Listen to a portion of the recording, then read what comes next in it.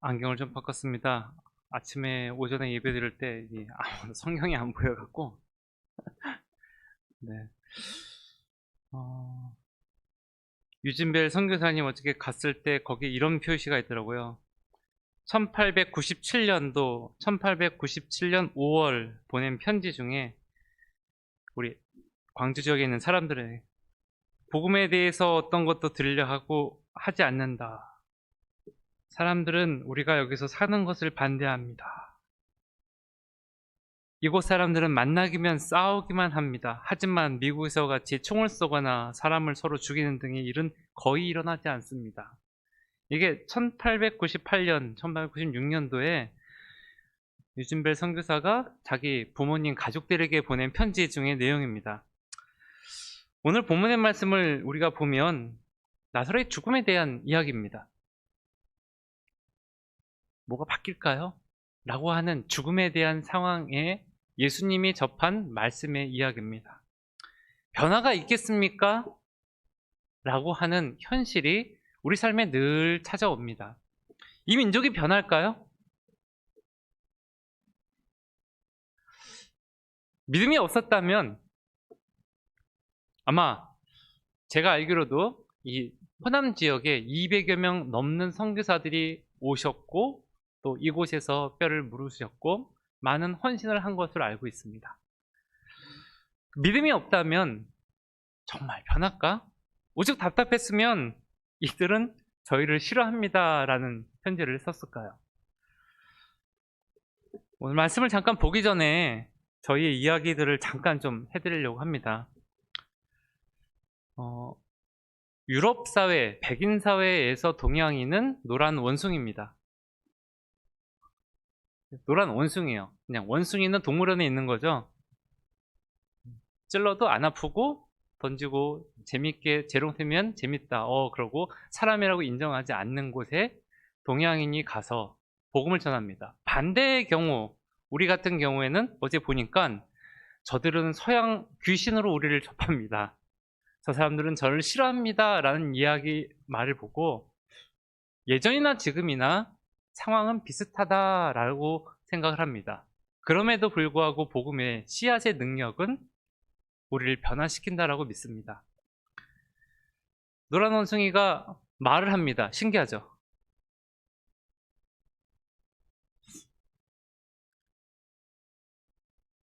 자기 나라 말이 아닌 외국인이 복음을 증거합니다. 아주 띄엄띄엄 말하는 그 말을 듣고 내가 저분을 믿고 신앙생활을 해야지 라고 하는 분 여기 계십니까? 가능한 일입니까? 외국말로 설교한다는 것, 외국에서 남도 모르는 그 말. 분명히 저도 20몇 년 전까지는 멀쩡하게 생활을 했고 의사소통에 전혀 문제가 없었었는데 나라에 갔더니 2살짜리 바보가 되었습니다. 하나님을 믿으십시오 라고 말하고 싶지만 전달이 안 됩니다. 그것이 선교사들의 처음의 생활의 모습입니다. 한 가정 전도하고 그 가정이 주님을 영접하기까지 7년이라는 시간이 걸립니다. 저희 왈야라는 집사님이 저희 성도에 계십니다. 그 성도가 나오기 전에 그의 그 시어머니가 처음에 저희 교회에 오셨어요. 근데 그 분은 자기 아들이 술 먹고 때려서 그 귀가 안 들리시거든요. 그래서 하나님을 찾고 예배드리고 싶은데 가장 가까운 교회에서 하나님의 저주를 받아 자녀까지 해서 귀를 먹은 병신이 어디 교회를 오느냐 라고 했대요. 그래서 12번째 교회가 저희 교회에 오셨는데 그때 당시 나이가 60세였습니다. 아들은 알코올 중독으로 11년째 생활을 하고 있고 집에 나오면 술 먹고 집에 있는 물건을 들여다 파는, 그러다가 엄마가 말리면 폭력을 통해서 책상 하나 팔면 술 한 병을 받는 게 전부임에도 불구하고 그것을 끊지 못하는 그 할머니가 저희 교회에 오시면서 그 가정의 복음의 문이 시작되었습니다. 3년, 4년 할머니가 교회를 오실 때 그분이 들리시지 않기 때문에 설교를 들을 수가 없습니다. 그래서 옆에 있는 어르신, 그때 일곱 되신 할머니가 내가 대필해 줄게 일로 와 해갖고 예배 설교하는 것을 계속 대필해 갖고 보시고 또 그분 때문에 이제 주보를 만들고 설교문을 했어요. 어느 날 갑자기 교회를 안 오시더라고요. 저희 교회에서 약 45km 떨어진 거리에서 오시는 분입니다. 아침에 2시간 반 차 타고 오시는데 아까 말한 노란 원숭이 같은 외국 사람의 약간 띄엄띄엄한 설교를 듣기 위해서, 그래서 그걸 예배를 드리기 위해서 오시는 분이에요. 갔더니 아들한테 맞아갖고 온몸이 멍들어서 누워 계시더라고요. 할머니 아들이 어디 있습니까? 라고 얘기하더니 교회에서 목사님 온다고 도망갔다고 하시더라고요. 그러니까 아들이 192cm에 몸무게가 140kg입니다. 아주 튼튼하고 아주 유능하고 똑똑한 사람이에요. 똑똑하기 때문에 술을 마십니다. 그 아들과 어떻게 만날 수 있을까라고 해서 할머니 교회 혹시 아들이 있으면 전화를 하시든 아니면 누구한테 연락을 해주세요. 그럼 우리가 가겠습니다. 그래서 아들을 만났어요. 아들이 그 큰 등치가 저를 만나자 몸을 막 떨기 시작하는 거예요. 무서워서. 제가 아무것도 하지도 않고 저는 왜소한 사람인데 앉혀놓고 하나님의 말씀에 대해서 얘기를 했습니다. 그리고 교회 오라. 그 분의 말씀이 나 같은 사람도 교회 다녀도 되겠습니까? 라고 얘기하시더라고요. 주님은 기뻐하십니다. 라고 해서 할머니가 처음 3년 교회 다니시고 그 후에 1년 반에 아들이 교회를 나오기 시작합니다. 24시간 일을 하고 이틀 쉬는 직업이에요. 전기 기술자인데, 그래서 주일날 되면 와서 예배를 드리고 가는데 자기가 어느 날 저한테 할 얘기가 있다고 얘기를 하면서 저를 하고 얘기를 했습니다. 사실은 나에게 딸이 있습니다 그러더라고요. 저는 너무 놀라서 딸이 몇 살입니까 물어봤더니 지금 16살입니다 라고 얘기하더라고요. 아니 그 딸을 왜 한 번도 우리는 듣지 못했고 보지 못했나 물어봤더니 자기가 술 마시기 시작할 때 아이가 2살이었는데 그때 자기는 그 알코올 중독 센터로 가서 했고 그 이후에 헤어져서 한 번도 보지 못했다라는 얘기를 하시더라고요. 그래서 그 딸이 만났으면 좋겠고 좋은 가정으로 다시 합쳤으면 좋겠으니 당신이 좋은 아버지 역할로서 건강해지고 일을 했으면 좋겠다. 그리고 저희가 야유회 예배를 갔을 때 그 아버지가 그 딸을 초청해서 11년 만에 처음으로 만나는 일이 생겼습니다. 저희도 늘 기도하고 얘기를 들었기 때문에 교회 모든 사람들이 반갑게 인사를 하고 그 자매가 그 다음 주부터 교회를 나오기 시작했어요. 근데 그 자매와 어머니가 이제 어머니가 나오기까지 또 3년이 걸렸고, 외국 사람이 개신교회에 나오는 것은 정말로 귀신 씌우는 일, 그리고 자기 모든 걸 버려야 되는 일처럼 두려워했던 사람들입니다. 어머니가 교회를 처음 나오면서 하시는 말씀이 하나도 이해를 못하겠다. 이 먼 길을 내가 왜 와야 되지? 근데 사람들은 따뜻하게 자기를 맞이해주고 자기의 시어머니와 남편 11년 동안 헤어지면서 얼마나 고생을 많이 했겠어요. 그럼에도 불구하고 이혼 소리를 하지 않고 서류상엔 깨끗하게 같이 부부로 되어 있었습니다. 그러면서 자기 딸이 할머니와 아버지를 보면서 행복하는 것을 보면서 어머니가 교회를 나오기 시작했습니다. 그리고 교회를 나오는 그때 그 딸이 세례를 받게 했고요. 그 어머니가 지금 저희 교회 집사로서 열심히 봉사를 합니다. 여기까지가 11년 이야기입니다. 그 후에 오빠가 있습니다. 오빠도 아주 그 몸무게가 140에서 150kg 되는 아주 건강하신 분이신데, 이분이 세 번째 그 중풍이 오셨어요. 첫 번째, 두 번째는 간단하게 좀 회복이 되셨는데 세 번째는 아예 거동을 못 하셨어요. 가서 기도해드리고 무엇을 원하시냐, 어떻게 했으면 좋겠냐, 그러니까 자기가 스스로 일어나서 화장실을 간다면 그게 제일 원한다. 그렇다면 하나님 살아계신 걸 믿고 나도 교회 다니겠다. 그래서 주님, 저는 의사가 아닌데 어떻게 해야 됩니까? 그래서 들은 게 있어서 손발을 다 따고 우황청심을 먹인 다음에 잠깐 제가 다 병원에서 나온 다음에 치료를 할 수 있으니까 그러면 제가 잠깐 다녀온 다음에 원하시면 부르십시오 라고 해서 그 이후로 한 달 동안 아침 저녁으로 뜸과 침을 매일 놨습니다. 그 집이요, 저희하고 해서 1시간 반 거리예요. 가까운 거리 아닙니다. 가서 한 달 반 만에 이분이 스스로 화장실을 걸어갔습니다. 걸어가고 자기가 너무 기뻐서 사람들에게 전달하고 싶은데 하나님이 중풍으로 해서 언어의 혀를 굳게 하셨어요. 말이 안 되시더라고요. 아니요. 아까 이렇게 하니까 사람들이 또 이상하게 생각하고, 근데 그분이 그 이후로 재작년에 세례를 받으시고 그 가족들이 온전하게 다 저희 교회를 나오고 계십니다. 아침에 7시에 교회 오셔갖고요, 청소하시고 준비하시고 제가 예배드리는 것이 가장 기쁘다라고 하시면서 어떻게 했으면 좋을까, 그래서 모르면 전도지 있으니까 그걸 드리라, 그리고 하나님한테 기도해라고, 나 전도하고 싶은데 내 혀를 풀어달라고. 지금은 말을 곧잘 하세요. 그리고 저희 성가대에서 찬양하십니다. 이상하게요, 그냥 말씀하실 때는 힘들어 하시는데 찬양을 하면 발음이 정확해요. 한 가족이 주님을 영접하고 하는 시간이 사실 선교지에서는 1, 2년이 아니라 14, 15년의 시간이 걸립니다. 그때까지 무조건 인내해야 돼요. 근데 그 사람이 영접한 다음에 얼마나 놀라운 그리고 감사한 은혜가 있냐면요, 11년 동안 나누었던 이혼하고 있는 사람이 다시 합쳤어요. 합쳤고 그 딸이 얼마 전에 새로운 가족을 꾸리고 또 그 가족을 위해서 또한 기도하고 또 말씀을 지키기 위해서 예배를 드리기 위해서 토요일까지 열심히 일하고 주일날 아침 일찍 옵니다. 멀리 계신 분이 제일 일찍 와요. 제일 일찍 와서 기도하고 섬기고 그리고 믿음 가운데 교제를 하고 또 돌아가서 일주일 동안 믿음 생활을 합니다. 오늘 본문의 말씀이 비슷하지 않나 생각합니다. 죽은 나사로에게 돌을 옮긴다고 살아날까요? 살아날까요? 마른 뼈들이 일어나서 걸을까요?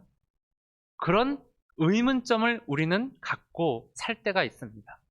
그러나 믿음을 가지고 순종을 하게 되면 하나님은 우리 삶에서 하나님의 영광을 보리라 라고 하는 것을 말씀하십니다. 40절의 말씀 보면 내가 믿으면 하나님의 영광을 보리라 하지 아니하느냐. 믿으면 본다라는 거예요. 알면 본다가 아니라 믿으면 본답니다. 아는 것과 믿은 것은 아주 큰 차이가 있습니다. 알기 때문에 행하지는 않습니다. 그러나 믿기 때문에 행하는 사람들은 많이 있습니다. 여러분, 무엇을 믿으십니까? 말은 무엇을 행하고 있고 어떤 방향의 신념으로서 살고 있느냐라는 겁니다. 하나님의 영광을 본다라는 것은 바른 것, 선한 것, 하나님이 계획한 선한 의도를 나타내거나 고백되어지는 행동을 말합니다. 그래서 다시 말해서 하나님의 선한 의도를 어떠한 사건을 통해서 내가 고백하게 되는 것이고 내가 발견되게 할 때 우리는 그때 하나님께 영광을 이란 표현을 하게 되는 것입니다. 어떤 기적과 같은 상황에서 하나님이 거하시는 것을 순종을 통해서 했더니 이루어지는 것, 그것이 바로 그 속에서 하나님이 하셨습니다라는 우리 믿음의 고백이 아닌가 합니다. 하나님은 선하십니다. 우리가 이것에 대한 믿음이 흔들린다면 하나님은 무서운 분, 하나님은 심판의 분, 하나님은 율법의 분으로 밖에 관계할 수가 없어요. 율법은 우리를 깨달음을 관계하고 옳고 그름을 알게 합니다. 하지만 하나님의 선함이 없이 율법은 아무런 의미가 없습니다. 하나님은 선하십니다. 나의 아픔을 통해서 나의 고난을 통해서도 그분의 선하심을 믿어야 합니다. 그래야지 그 삶 속에서 하나님이 하셨구나, 하나님이 하시는구나 라고 하는 고백이 나타나지 않을까 합니다. 사망이라는 것은요, 누구에게나 끔찍한 것이고 누구에게나 안타까운 일입니다. 어릴 때 목사님들이나 부모님들을 통해서 결혼식에는 안 가도 초상집에는, 장례집에는 꼭 가서 함께 위로하라라는 이야기를 듣고 배웠습니다. 기뻐하는 것을 함께 기뻐하는 것도 중요하지만 슬픈 사람을 위로해 주는 것만큼 큰 사랑이 없기 때문입니다. 그런데 주님은 지금 나사로의 죽음에서 믿으면 영광을 본다는 전혀 이상한 이야기와 같은 것을 하십니다. 예수님 말씀하신 이 시점이요, 나사로가 일어났다, 부활했다, 살았다라는 시점이 아닙니다. 그는 여전히 누워 있었고요, 죽어 있는 상황이에요. 그럼에도 불구하고 예수님은 말씀하십니다. 믿으면 이라는 것이에요. 우리의 기준과 생각이 시간이 지나고 나이가 들면서 점점 좁아집니다. 마치 나의 경험이, 나의 지식이 절대적인 것처럼 생각하며 점점 좁아집니다. 그러면서 그 이후의 것은 받아들이지 않습니다. 점점 수용성이 넓어져야 되고 주님의 말씀에 의해서 변화돼야 되는데, 우리가 마치 개혁주의 교회잖아요. 날마다 변화되는, 말씀 안에서 변화되고 말씀이 얘기하면 어떤 것도 순종함에 따라가는 그런 신앙을 가졌음에도 불구하고 자기의 생각과 경험이 점점 굳어서 이건 아니야 라고 판단할 때가 참 많이 있습니다. 죽으면 끝입니다. 죽은 자에게 아무리 좋은 것을 주어도 감동이 없고 반응을 하지 않습니다. 무덤가에서 아무리 울어도 누워있는 사람은 대답하지 않습니다. 그것이 바로 죽음입니다. 그러나 그 죽음 가운데서도 믿으면 보리라는 역사를 오늘 본문에서 주님은 말씀하십니다. 예수님이 살아계실 때 조금 일찍 오셨으면, 죽기 전에 고통 가운데 오셨으면 좋겠다라는 것이 이 사람들의 마음이에요. 그러나 예수님은 죽은 지 사흘 단 다음에 오셨습니다. 그러면서 얘기하십니다. 내가 믿으면 하나님의 영광을 보리라.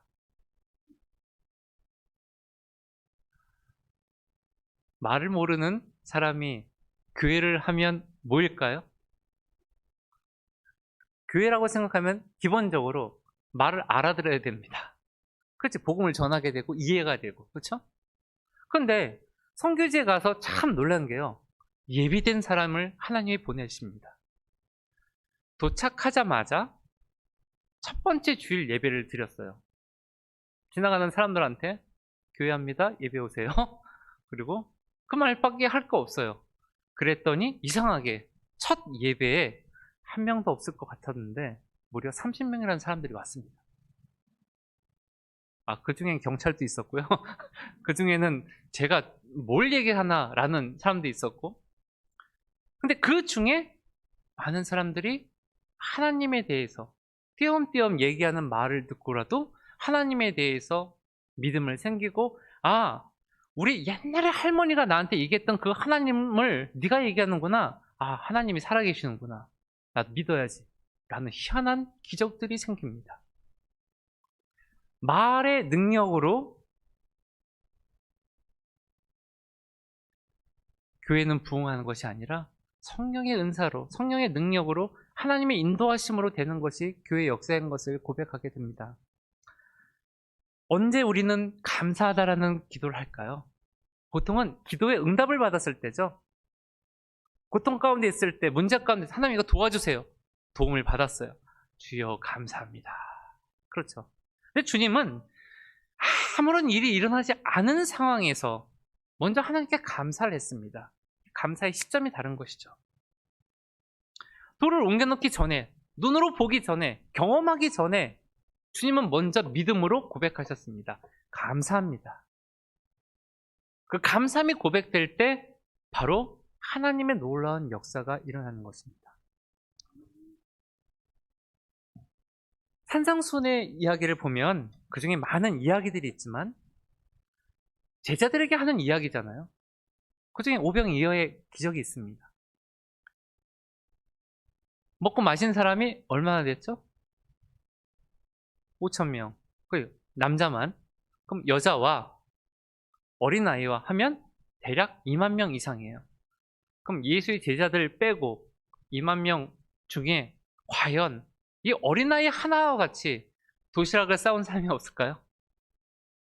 예수를 쫓았고 예수가 좋다고 따라온 사람들조차도 자기의 먹을 것 말고 그 예수, 선생님이라는 분에게 들을 음식이 어린아이 이외에는 없었습니다. 이것이 무엇을 의미하는 것일까 생각해 보시길 바랍니다. 먹고 마셨습니다. 아, 주님이 주신 거 축산이 저런 기적이 나타나는구나 라는 것을 깨닫고 경험을 했습니다. 그러나 감사한 사람이 있었다라는 것은 성경에 있나요? 우리의 감사는 어떻습니까? 고난 중에 감사하는 사람 보셨습니까? 정말로 믿음의 사람이라고 생각할 수 있습니다. 고난 중에 감사하는 사람, 고난 중에 기뻐할 수 있는 사람, 그 사람은 정말 하나님의 선하심을 믿는 사람이 아닌가 합니다. 제가 아는 장로님 한 분이 계십니다. 미국에서 사업을 크게 하셨어요. 너무 크게 하시다가 어떤 직원이 잘못 처리를 해갖고 약 2천만 달러의 빚을 지고 망하셨습니다. 2천만 달러면 한 200억 정도 됩니다. 지금도 큰 돈이지만 그 당시엔 엄청난 큰 돈이에요. 근데 그분이 사람들에게 얘기했습니다. 제가 꼭 갚습니다. 걱정하지 마십시오. 그러면서 자기가 열심히 일을 해서 하루에 2시간 자고 열심히 일해서 돈을 갚는 것이 너무 기쁜 일이 생기셨어요. 그래서 3년 반 만에 돈을 다 갚으셨습니다. 근데 그분이 3년 반 만에 갚았을 때 감사단 고백을 하지 않으셨고요. 직원이 2천만 달러의 돈을 들고 도망갔을 때 감사하다는 얘기를 했어요. 하나님을 내가 의지하게 하시는구나. 하나님이 이 일을 통해서 영광 받게 하시는구나. 하나님이 나를 다시 새롭게 처음으로 가게 하시는구나 라고 하시면서 하나님이 나를 새롭게 하심에 날마다 감사하며 기뻐하시는 모습을 보면서 상당히 놀랐습니다. 저희 사역자 중에 사샤 목사라는 분이 계십니다. 저보다 한 13살 정도 어리신 분인데 젊을 때 잘못된 선택을 하셔서 5년 반 정도 마약을 손대셨고 마약 중독에 빠져서 아무런 생활을 할 수 없었던 분이십니다. 그분이 기독교에서 개신교에서 하는 마약 중독 센터에서 하나님을 영접했어요. 그리고 그곳에서 공부를 하고 목사가 되었습니다. 시간이 지난 다음에 그 사역지를 자기가 혼자 사역하기 위해서 자기에게 있는 모든 전 재산을 털어서 집을 사서 마약을 했던 사람들, 재활치료를 하는 사람들을 모아서 공동생활을 하고 기술을 가리키고 아침 저녁으로 예배를 드리면서 생활을 하게 되었어요. 근데 어느 날 그들 가운데 옛날의 습관을 끊이지 못해서 사회 목사님 부부가 잠깐 나갔다 온 사이에 전기를 해서 집이 전소가 되었습니다. 그 전소가 됐으면 경찰서에서 와서 사고 원인을 파악합니다. 그리고 그 잘못된 것은 벌금도 내고 외부 사람이 불을 질렀을 땐 반드시 형사소송에 의해서 재판을 하게 됩니다. 근데 사세 목사님이 제가 감당하겠습니다. 그냥 저의 실수입니다 라고 서류를 해갖고 아무런 문제가 없었어요. 근데 이분은 아무것도 없었죠. 그 다음에 또 사람들을 모아서 그 일을 하고 평일에는 일을 하고 그 마약중독센터 건축하는 일을 같이 하고 저녁에 공동생활을 하는데 3년 반 동안 같이 있던 그 형제 중에 한 사람이 목사님이 잠깐 신방 갔다 온 사이에 그동안 일했던 집안의 모든 것들을 다 갖다 훔쳐서 팔았어요. 근데 다행히도 문 앞에 CC카메라가 그것을 다 녹화했던 것을 이웃 사람들이 보여주면서 이걸 보십시오 라고 하더라고요. 그 일이 있은 다음에 4시간 뒤에 저한테 전화가 왔어요. 제가 메일 하나 보냈으니까 보세요 라고 얘기하시더라고요. 그래서 봤습니다. 제가 이렇게 얘기했습니다. 왜 보여줍니까? 그랬더니 목사님이라면 어떻게 하시겠습니까? 저한테 물어보시더라고요. 어떻게 하길 원하십니까? 주님께 물어봐야지 제가 뭘 합니까? 기도하십시오. 저도 기도하겠습니다. 하나님이 원하시는 걸 따라가는 게 우리 길 아닙니까? 3일 뒤에 그 목사님이 전화가 왔습니다. 제가 그 형제 집을 찾아갔습니다. 찾아가서 밥을 해주고 밥을 먹이고 다시 데리고 왔습니다. 그러시더라고요. 정말 놀라운 일입니다, 이건. 혹시 여러분의 전 재산을 누가 훔쳐갔는데 그것을 용서해 주는 것도 큰일이지만 그들을 다시 데려와서 품고 한다. 당신이 정말 주님의 사람이 돼갑니다. 라는 얘기를 했어요. 그 후에 그런 일이 3번 더 있었습니다. 어떻게 할까요? 용서해야 될까요? 남의 일은 용서해야 된다고 쉽게 얘기합니다. 근데 내 일이라고 하면 그것이 얼마나 어려운지 압니다. 그 사실 목사님이 그 아내 되시는 그러니까 사모가 얼마 전에 암 4기로 수술을 받았습니다. 마약 치료하는 사람들이 변화가 없습니다. 8년 동안 자기의 모든 생애를 다 바치고 있는 것을 다 바쳐서 헌신했는데 그들은 변함이 없고 그들은 훔쳐가고 그들은 욕하고 그들은 신고합니다. 죽고 싶어요. 하나님 왜 이렇게 나게 힘들게 합니까? 라고 울면서 얘기하시더라고요. 근데 그 중에 병이 걸려 있었어요. 말기암이라고 합니다. 그것도 심장과 제일 가까운 부위, 그리고 전이가 돼서 이 겨드랑이에 있는 임파선까지 다 제거해야 되는 수술을 해야 됩니다. 사실 목사님이 하시는 말씀이 하나가 있어요. 하나님이 우리에게 좋은 것을 주시기 위해서 이것을 허락하셨습니다. 하나님의 영광이 일어날까요? 네. 얼마 전에 수술을 잘 마치셨고요. 그 힘든 방사선 치료 8번을 지금 마쳤고 버티고 있습니다. 월요일부터 금요일까지 약 때문에 누워 있고요. 그러나 주일날 와서 반주하시고 섬기신 일을 하십니다. 쉬어. 가만히 있어. 주위 사람들 그래도 내가 할 수 있는 것, 그리고 하나님을 믿기에 누군가 이 섬김을 통해서 은혜를 받을 수 있다면 저는 한 번 더 웃겠습니다. 항암 치료를 하면 머리가 다 빠집니다. 근데 우크라이나는 가발 구하기가 정말 어려워요. 가발을 구하기 위해서 정말로 어려운 일을 했습니다. 가발을 좀 웃긴 거를 구하셨어요. 그래서 누구나 자기를 보면 웃을 수 있게. 재밌으시죠? 링겔을 맞고 병원에 하고 하도 항상 사진 찍으라고 하면 웃으면서 치르고, 목사님 괜찮아요? 목사님 괜찮아요. 근데 그분이 그 일이 있기 전에는 극심한 우울증에 빠지셨고 3번 이상 자살 기도를 했습니다. 그것을 바라보며 목사님은 또 사모님을 지켜야 되고 또 자기에게 맡겨진 사역을 감당해야 되고 또 저희는 그들을 또 보호해야 되고 위로해야 되고 거리가 350km예요. 전화하면 무조건 350km 갑니다. 그리고 350km 떨어진 곳에서 저 예배 끝나고 저녁 가서 예배 드리고 그런 일들을 여러 번 했습니다.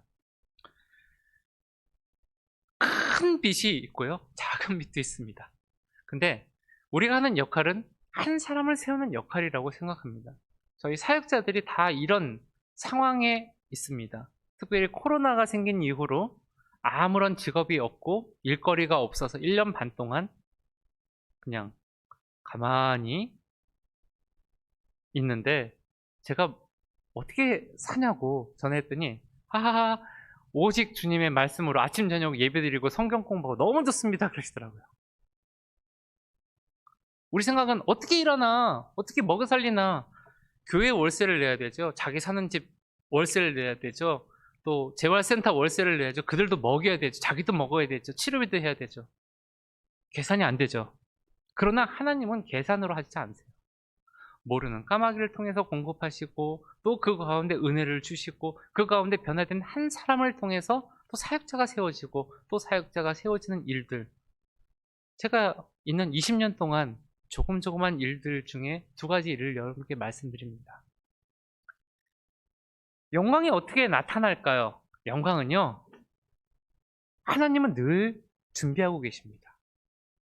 문제는 그 통로되는 내가 그것을 어떻게 고백하느냐가 아니냐 합니다.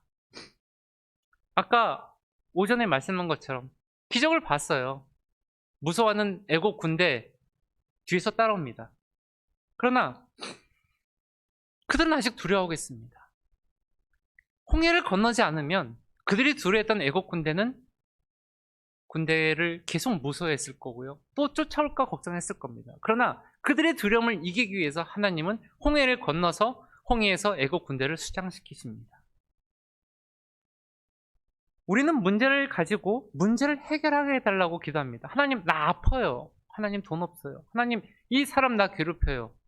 그러나 문제를 가지고 문제를 기도한다고 그 문제가 끝나면 또 다른 문제가 또 찾아옵니다.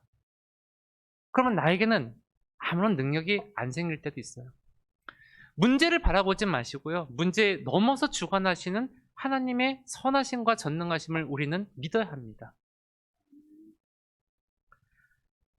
하나님, 내가 무엇을 하는 것이 원하십니까? 좋은 직장에 가는 것, 갈 수 있다면 좋은 직장에 가는 것도 영광을 나타낼 수 있습니다. 그러나 좋은 직장이 아니더라도 그곳에서 빛처럼, 소금처럼 영향력을 비출 수 있는다면 그것을 통해서 하나님이 마른 땅에서 기적을 일으킬 수 있는, 네가 믿으면 그곳에서 나를 발견하게 되고 나를 고백하게 될 것이라는 것들을 우리가 발견하지 않을까요? 세상 사람들은요, 믿는 사람들이 성공한다, 돈 번다, 뭐 높은 상을 받는다, 별로 놀라지 않습니다. 저희 학생들한테 가리키다가 너희는 무엇이 되고 싶으니? 라는 질문을 합니다. 그리고 저희가 어떤 사람인지 몰라서 가끔은 얘기를 해줍니다.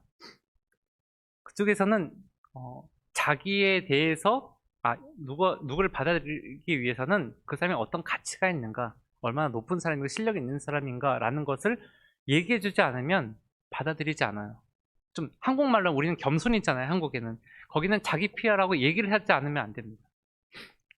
제 아내 얘기를 잠깐 하면, 원래 저희 만나기 전에 대사관에서 일을 했습니다. 외교부 공무원이고 파견 나가기 전에 청와대에서 식사한 대통령과 만찬하고 식사한 그런 얘기를 학생애들이 얘기해줘요. 근데 사실은 밥을 먹는 것, 그냥 직장, 공무원인 직장은 큰 직장이 아닌데 외국인 학생들에게 그 부분은 엄청나게 높은 것으로 인식합니다. 그런데 왜 이곳에서 이렇게 적은 월급을 받으며 일을 합니까? 라고 얘기를 하더라고요. 그래서 너희들 때문에 라고 저희는 얘기합니다. 저희가 왜요? 너희들이 희망이기 때문에. 청년들이 변하지 않으면, 청년들이 생각이 넓어지지 않으면 그 나라는 변하지 않습니다. 청년들은요, 스펀지처럼 빨아들이는 것도 있고 또 자기에게 지지하고 격려를 해주면 발전할 수 있는 역량이 아주 많습니다. 아이들에게 수업 도중에 너희가 힘들 때 듣고 싶은 말이 뭐니? 라고 물어본 적이 있습니다. 자, 문제는 그것을 한국말로 얘기하십시오 라고 하니까 어휘 수준이 많지 않기 때문에 아이들이 얘기합니다. 잘하고 있어. 난 너 믿어. 항상 난 너 옆에 있을 거야. 아주 의외의 말을 들었어요. 그래서 그날 수업을 다 적고 일어나. 얘가 누구지? 그러면 사샤. 그래. 한 사람씩 1번서부터 25번까지 일어나면서 사샤에게 한 말씀에, 사샤가 듣고 싶은 말 뭐라고? 난 널 믿어. 너 잘하고 있어. 힘내. 25명이 다 그런 얘기를 하게끔 해줘요. 그러면 아이들이 수업 시간에 발견하지 못했던 화남과 눈물, 이것을 경험하게 됩니다. 여러분 힘들 때 무슨 말을 듣고 싶으십니까? 가끔은 저도 힘들 때 거울에다 써놓고 제가 그 얘기를 해줍니다. 그리고 하나님이 나한테 이렇게 해주시는 걸 믿고 합니다. 어른이기 때문에 힘들지 않다? 나이가 들수록 힘든 게 더 많더라고요. 외국 생활 25년 하는 동안 1년이 더 힘듭니다. 뭐 25년 지나면 말 잘할 것 같죠? 전혀 안 그렇습니다. 하는 말만 하고 점점 한국말도 잊어버렸고 영어는 안 써서 아예 잊어버렸고 러시아 말, 우크라이나 말, 4개 말이 다른 말이에요. 러시아 말하고 우크라이나 말이 프랑스하고 독일어처럼 완전 다릅니다. 어떨 땐 무슨 말을 하는지 모르지만 아이들이 다 알아서 이해하기 때문에 감사하고, 지금은 한국말로 얘기해도 아이들이 이야기하기 때문에 더 감사합니다. 고통 가운데, 절망 가운데 희망을 말할 수 있는 것, 그것이 정말 믿음의 힘이 아닌가요?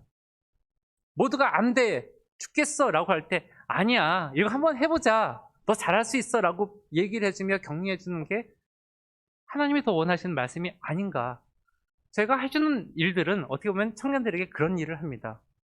가정이 회복하기 위해서, 아이들을 잡아주기 위해서, 생각의 세계관을 넓기 위해서 하나님이 날 사랑하시는 그 말씀을 아이들에게 해줍니다.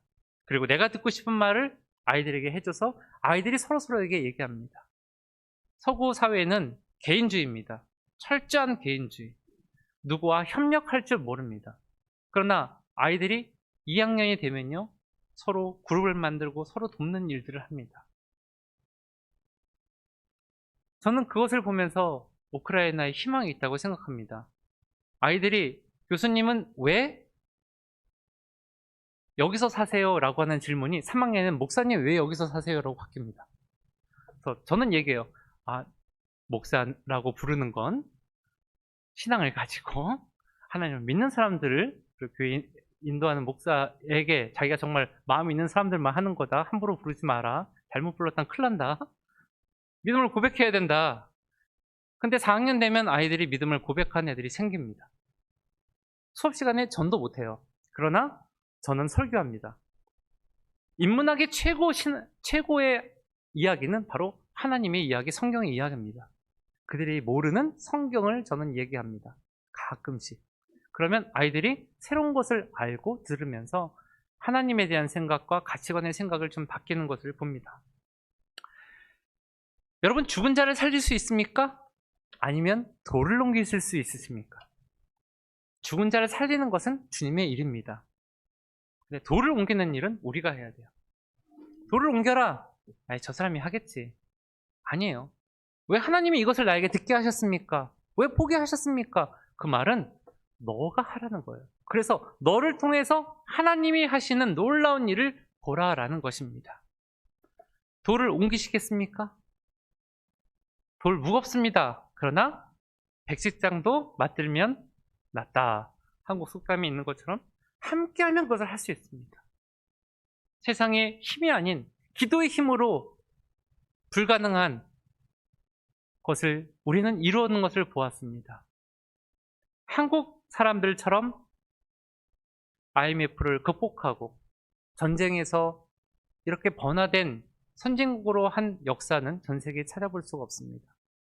그것은 많은 분들의 노력도 있었지만 많은 분들이 주야로 부르짖으며 하나님 앞에 열심히 산 모습이 있었기 때문이 아닌가 합니다.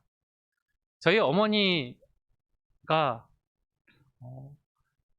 어릴 때 기억은 항상 교회 가서 기도하시며 우신 기억밖에 없어요. 저는 26살 때 어머니가 과부가 되셨습니다. 그때부터 항상 새벽 예배를 빠지지 않고 교회를 가시면 기도하셨습니다. 기도의 내용은 여러 가지 있겠지만 자녀들이 하나님을 떠나지 않게 해달라, 믿음을 지키게 해달라는 기도가 참 많았고, 또 그것 때문에 제가 선교지에서 하나님만 바라볼 수 있고 어떠한 어려움이 있어도 그게 어려움이라고 모르고 그냥 지나가는 것 같습니다.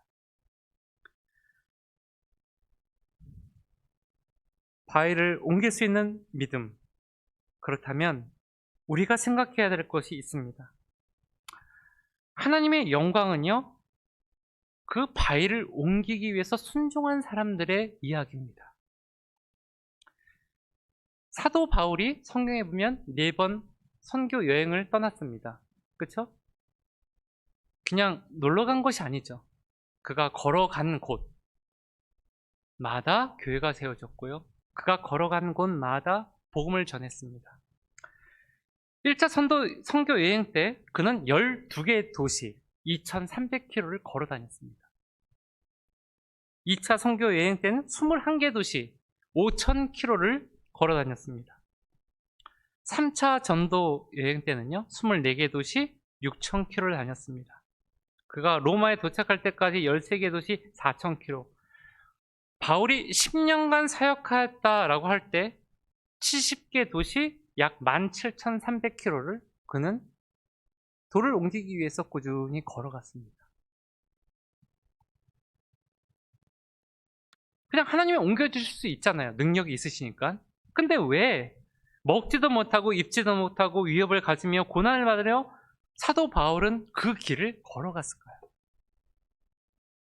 저도 편한 거 너무 좋아합니다. 점점 편한 걸 찾게 되는 나이가 되고, 그러나 편하면 사역을 못합니다. 편하면 머물러 있게 돼요. 근데 우리는 머물러 있으면 죽게 됩니다.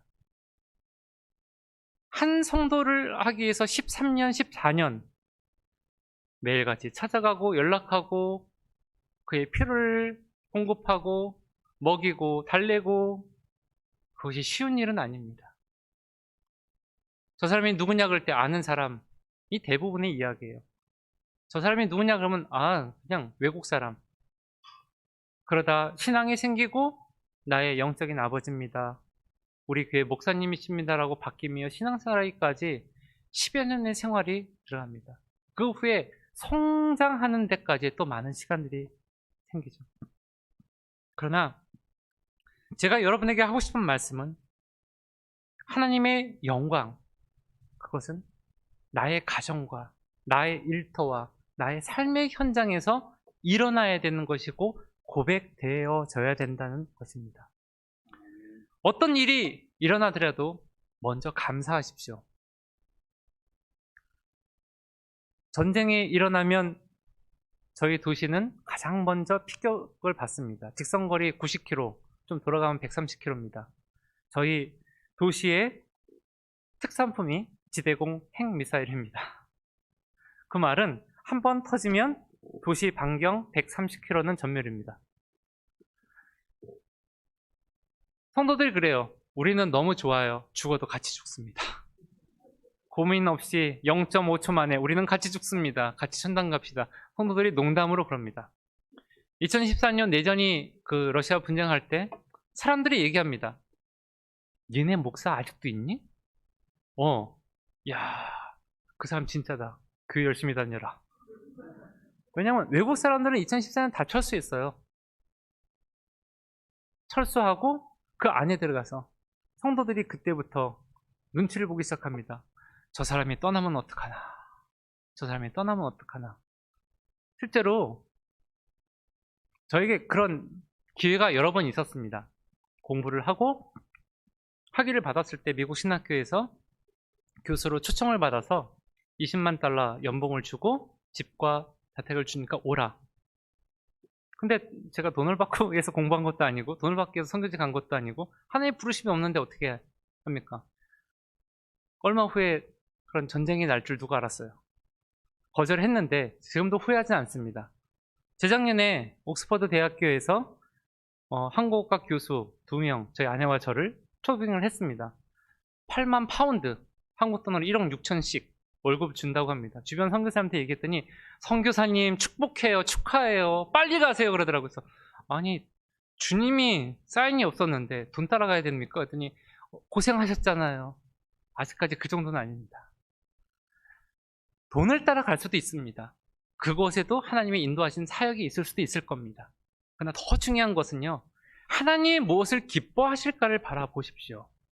어쩌면 제 삶의 끝날 때까지 믿음의 큰 고백이라든가 큰 업적을 이루지 못할 수도 있을 겁니다. 그러나 하나님이 부르신 그 자리 지키기 위해서 저희는 최선을 다할 겁니다.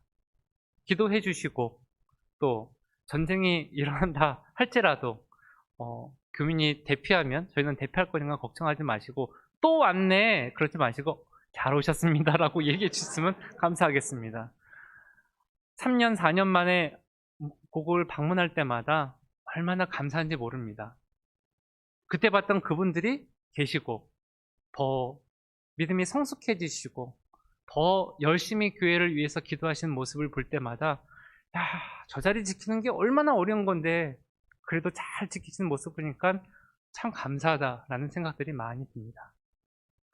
우리가 해줄 수 있는 것은 딱 두 가지밖에 없을 거예요. 내 자리에서 열심히 주님 앞에 기뻐하는 믿음의 생활을 하는 것과 서로를 위한 기도뿐일 겁니다. 기도해 주시고 기회가 되면 좀 멀지만 한번 오시고요. 겨울에는 많이 춥습니다. 기도해 주시고 또 우리 사역자들을 위해서 또 그곳의 선교를 위해서 함께 마음을 써 주셨으면 합니다. 장애인 선교, 또 고아원 선교, 또 특수장애 선교를 하는 우리 사역자들이 있고, 또 개인적으로는 한국 문화를 알리기 위해서 독도 행사 같은 것도 합니다. 일본 대사관이 독도는 다케시마 우리 땅이니까 하지 말라는 협박도 오고 위협도 옵니다. 그러나 저는 그 학교 교수기 때문에 우리 학과 이 일은 간섭하지 말라 하며 열심히 하고 있고요. 우크라이나 24개 주 중에 유일하게 저희 도시 시청에 저희가 태국기를 작년에 달았습니다. 지금까지 태국기의 유일한 동양인 국기가 달려 있고 또 앞으로도 계속 달릴 거고, 그만큼 영향력이 점점 커지고 있고, 시장, 부시장, 아니 뭐 주지사 뭐 그런 분들까지는 아니더라도 국회의원이나 시의원들과 관계를 하고 있고, 또 그들에게 복음을 전할 수 있는 기회들이 자주 생깁니다. 기도해 주실 때 특별히 그런 담대함을 가지고 그들을 만날 때 복음의 매개점과 또 그들을 통해서 하나님의 영광을 나타낼 수 있게 기도해 주셨으면 합니다. 같이 기도하겠습니다.